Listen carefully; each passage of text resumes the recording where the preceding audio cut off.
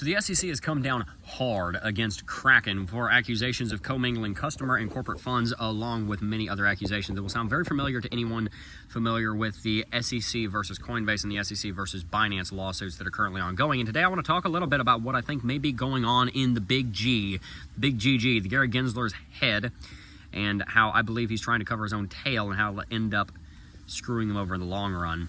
We're also going to talk about Kraken and whether there should be an enforcement action against them in the first place. As a customer of Kraken, this is something that is very interesting to me. I've had a Kraken account for over 5 years, and so we're going to be talking about that today. Now, let's go ahead and back up. There have been a number of enforcement actions from the Securities and Exchange Commission over the last 12 months, because a little over 12 months ago, FTX imploded upon itself in a ball of flaming glory. And in the immolation went up about $9 billion of customer funds, and those customers are likely to not get hardly any of that back at all.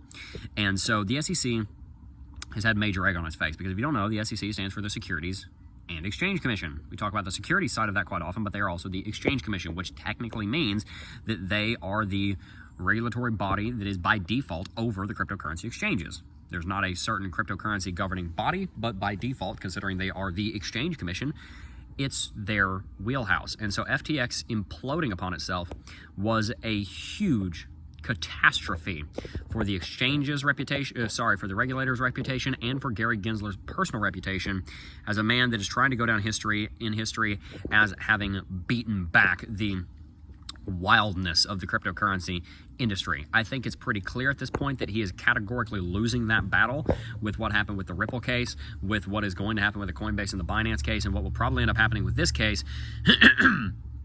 But it's very obvious that Gary Gensler is trying to spin a narrative that cryptocurrency is bad for the average retail investor, and that the SEC is trying to be the hero, the knight in shining armor that's going to come in and protect little old grandma who doesn't know any better and spend all of her money on some Ethereum. All right, so this case, let's talk about the facts of the case, and then I want to talk a little bit about what I think Gary Gensler might be up to and why this is going to end up shooting him in the foot.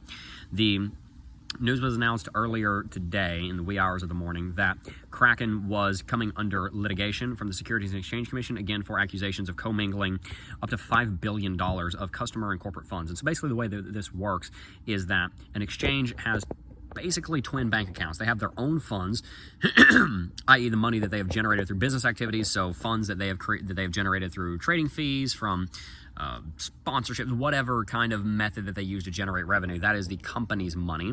And then they also have the customer's funds. Those are the funds that are deposited onto the exchange. Those are the funds that the customer deposits, and then they get put into a bank account, or in the case of cryptocurrencies, they get put into wallets that the exchange holds onto for the purposes of custodying the customer's funds.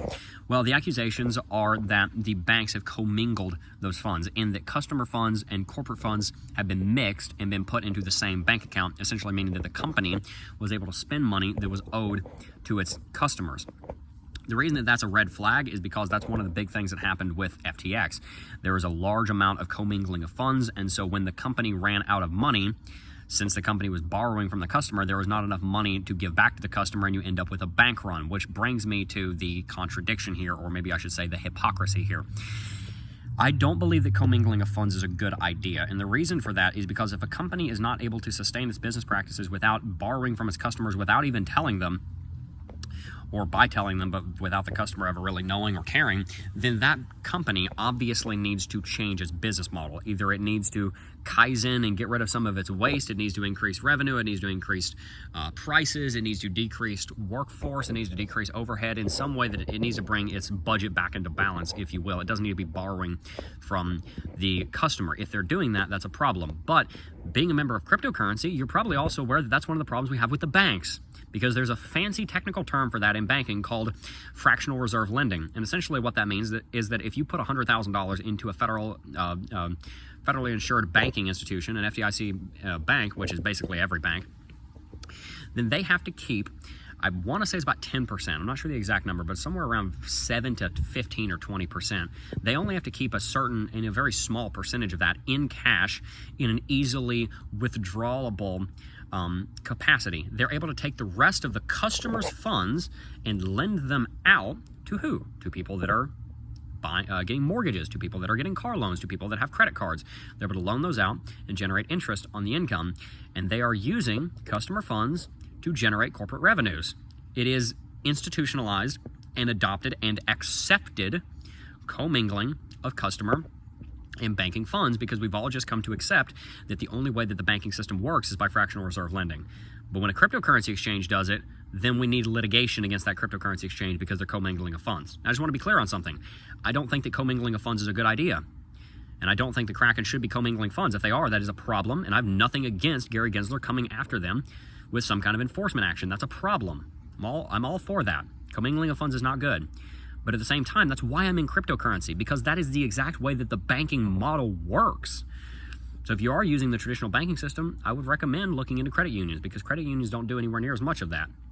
They use other methods to generate their revenue than borrowing your money without you even getting any of it in return, because you get 0% in your checking account, right?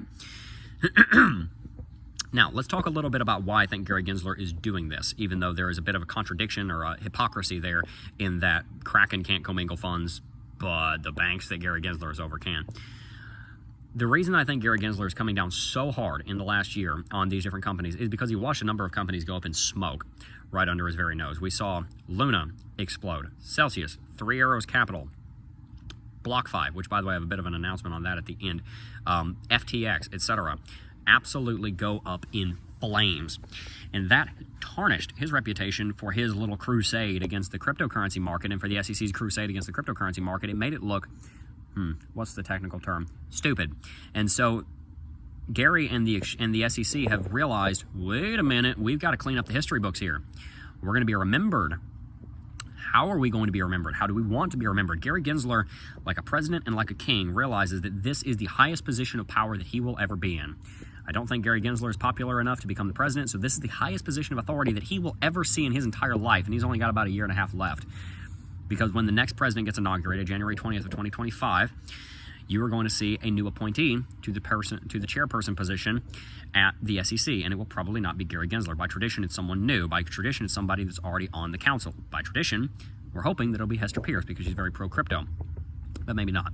Regardless, it probably won't be Gary Gensler. So he realizes he's got about 14 months on the throne, and so he wants to do as much as he can to clean up that tarnished reputation from the FTX catastrophe as he possibly can, as quickly as he can. And one thing that you see different presidents, kings, leaders do is in the first week of their tenure, they want to do everything. First week of a president, they're all like, aha, I'm coming through on my promise to this community. I'm coming through on my promise to this community. I'm coming through on this promise to this community. Look at me. I'm being so effective as a president. This first week is great. Remember this first week when I go to be reelected, save myself some campaign dollars. But then in the last week, month, maybe sometimes year of a tenure, whether it be a king or dictator or a president or a Securities and Exchange Commission chairman, there comes a time where you know that you're about to not be the person in power anymore, and you want legacy. And so Gary Gensler wants his legacy to be that he was cracking down hard on these cryptocurrency exchanges that brought a shame to the reputation of the Securities and Exchange Commission and the broader public's eye in the first place. Even in cryptocurrency, where was the SEC with the FTX debacle? Where were they? Where were they? Where? That's a fair criticism. They are supposed to be over the exchanges, even cryptocurrency exchanges, because there's no other governing body that is. They are supposed to be watching out for things like FTX, and I'm glad that they're starting to do that now. My concern is that I'm not sure, in fact, I'm pretty confident that Gary Gensler and the SEC's motives here are not just to crack down on commingling of funds. They're not just to crack down on bad business practices that Kraken, Binance, or Coinbase may be going through. And if they are doing bad business practices, if they are not being integral, then fine. There's a reason that regulators are there. And that's a good thing. Discipline is important, but Gary Gensler and the SEC's job is not to discipline and regulate and execute an entire industry into the ground. It is to help it flourish, and yes, a part of its commitment to helping that industry flourish is by sometimes disciplining and correcting the unlawful, bad behavior of certain individuals. I'm all for that.